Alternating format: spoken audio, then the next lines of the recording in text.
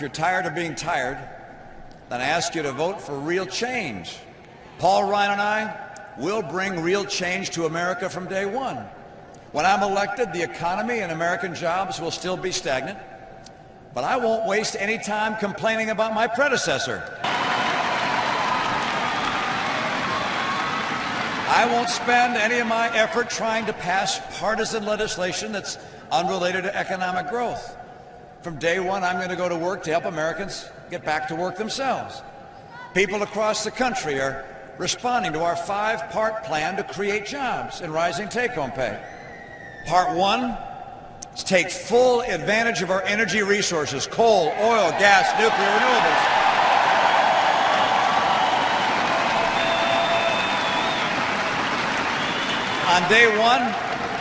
On day one, I'll act to increase the number of leases and permits to drill on federal lands, and I'll also speed the approval of the Keystone Pipeline from Canada.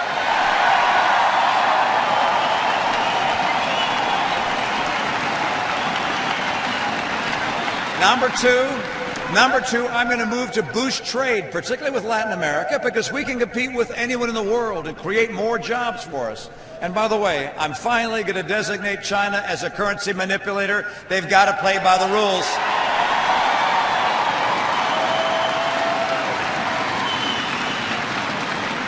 Number 3, I'm going to send Congress a retraining reform act to make sure that every worker can get the skills they need for a good-paying job. Number 4, I'm going to move to tackle out-of-control spending. I'm going to send Congress the first of several fundamental reforms, which I call the Down Payment on Fiscal Sanity Act.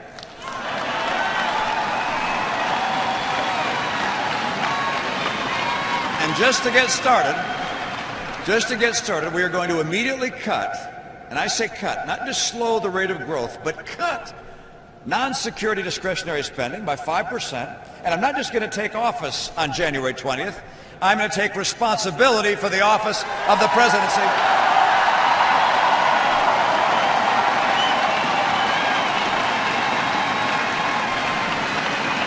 And number five, I'm going to act to boost small business and all business.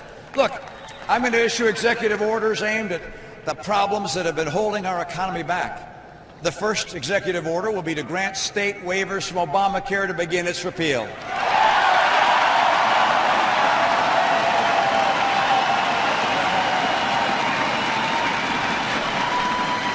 The second will launch a sweeping review of all the Obama-era regulations with an eye to eliminating or repairing any that are killing jobs. And for the first time in 4 years, every entrepreneur, every small business person, every job creator will know that the President and government of the United States likes them and loves the jobs they can create.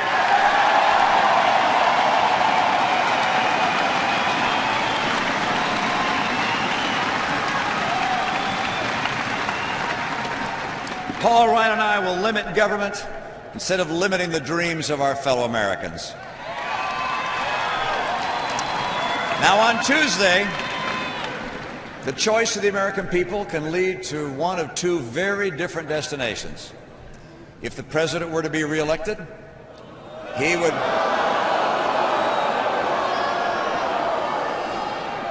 It's possible, but not likely. If he were to be reelected, he will still be unable to work with people in Congress because he's ignored them, he's attacked them, he's blamed them.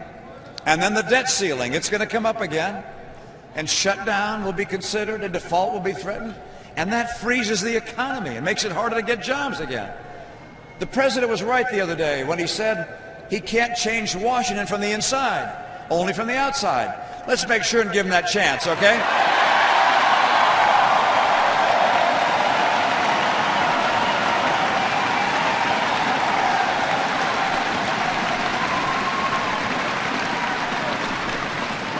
When I'm elected, I'm going to work with Republicans and Democrats in Congress. I'm going to meet regularly with their leaders. I'm going to endeavor to find those good men and good women on both sides of the aisle that care more about the country than they do about politics.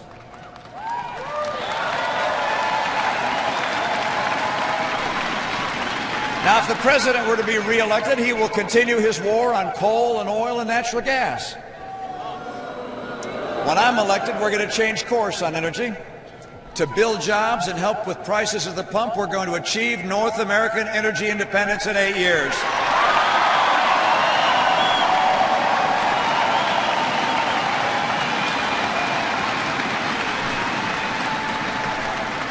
If the president were to be reelected, he'll continue to crush small business with his plan to raise their taxes, to force unions on them when the workers themselves don't want them, to expand regulations, and to impose Obamacare. I care about small business. I see it as a means for people to fulfill their dreams. Last week I met a woman named Rhoda Elliott in Richmond, Virginia. She's been running her family restaurants for years, a business that's been in her family for 82 years. At its high point, she employed 200 people. She just closed it down. She told me that the regulations and the taxes and Obamacare and the effects of the Obama economy put her out of business. And she teared up as she was talking to me. It wasn't about the money. It was about a future for her family and for a family of employees. I want to help the hundreds of thousands of dreamers like Rhoda, and I will.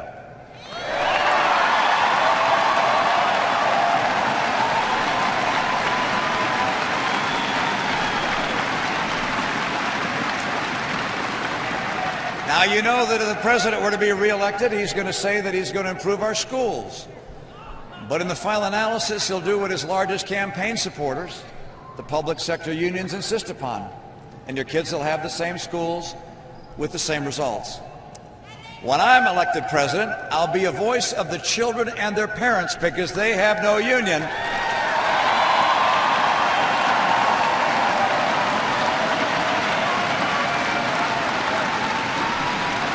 I'll make sure the parents get the information they need to know whether their school is succeeding or failing, and they get the choice they need to pick the school where their child can succeed.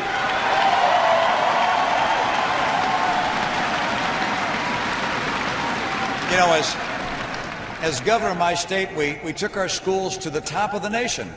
And we did that by working together, Republicans and Democrats, by listening to the good advice of our best teachers who dedicated their lives to helping others. And we also listened to parents and always made sure that we put the students and their education first.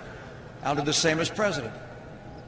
Now, these last few months, as our campaign has gathered the strength of a movement, I'd note it's not just the size of the crowds, although this one is pretty darn impressive, I got to be honest.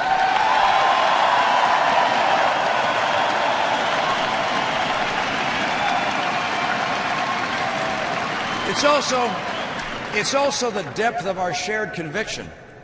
It's made me strive even more to be worthy of your generous support and to campaign as I would govern, to speak for the aspirations of all Americans.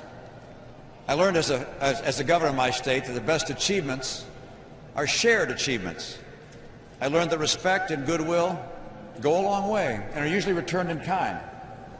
That's how I'm going to conduct myself as president. I'll bring people together. I won't just represent one party, I'll represent one nation.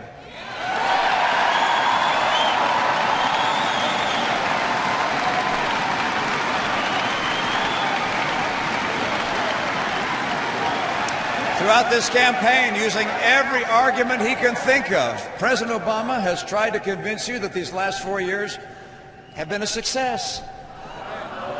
And so his plan for the next 4 years is to take all the ideas from his first term, the stimulus, the borrowing, Obamacare, and all the rest, do them over again. He calls his plan forward. I call it forewarned.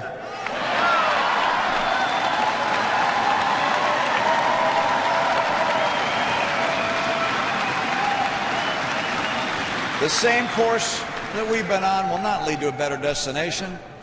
The same path means $20 trillion in debt. It means continuing crippling unemployment. It means stagnant take-home pay continues.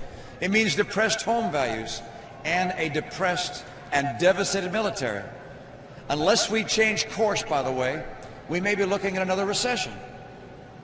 In his closing argument, President Obama asked his supporters to vote for revenge.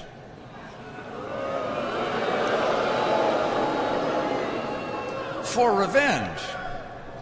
Instead, I asked the American people to vote for love of country.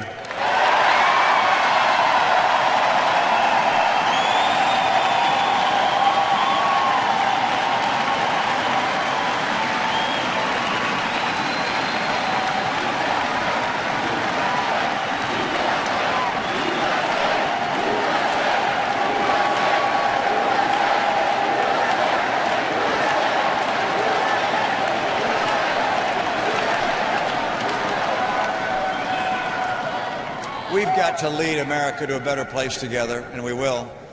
We're 2 days away from a fresh start. 2 days away. 2 days away from the beginning of a new and bright horizon. Just 2 more days, not 4 more years. Just 2 more days.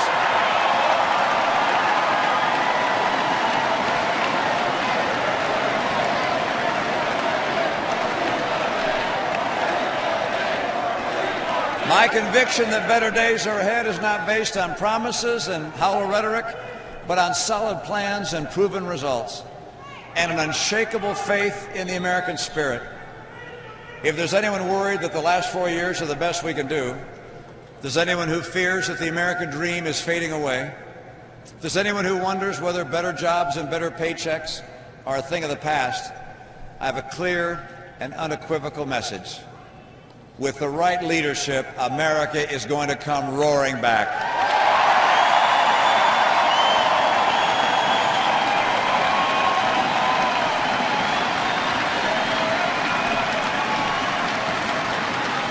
We're Americans. We can do anything. The only thing that stands between us and some of the best years we've ever known is lack of leadership, and that's why we have elections. This Tuesday is a moment to look into the future and imagine what we can do to put our past 4 years behind us and start building a new future. You saw the differences between President Obama and I when we were side by side in our debates. He says it has to be this way. I say it can't stay this way.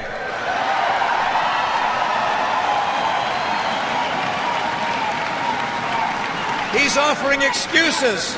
I've got a plan. I can't wait for us to get going. He wants us to settle. Americans don't settle. We build, we aspire, we dream, we achieve.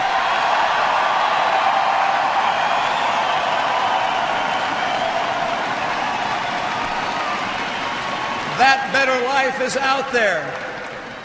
Our destiny is in your hands. 2 more days. 2 more days, and we can get to work rebuilding our country.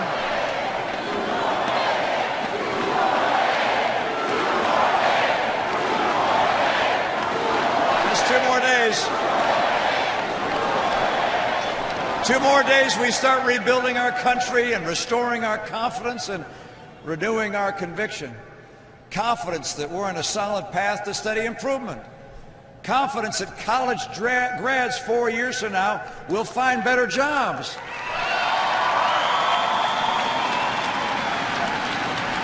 Confidence that single moms that are working 2 jobs will have a shot at a better job. On November 6th, we come together for a better future, and on November 7th, we'll get to work.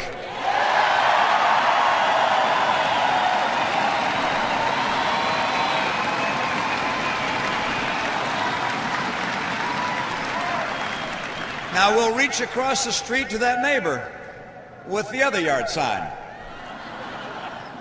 And we'll reach across the aisle in Washington to people of good faith in the other party. It's much more than our moment. It's America's moment of renewal and optimism. We've journeyed far and wide in this great campaign for America's future, and now we're almost home. One final push is going to get us there. We know a lot of long days and quite a few short nights, and now we're that close. The door to a brighter future is there. It's open, it's waiting for us. I need your vote, I need your help. Walk with me to a better future. Let's take back America.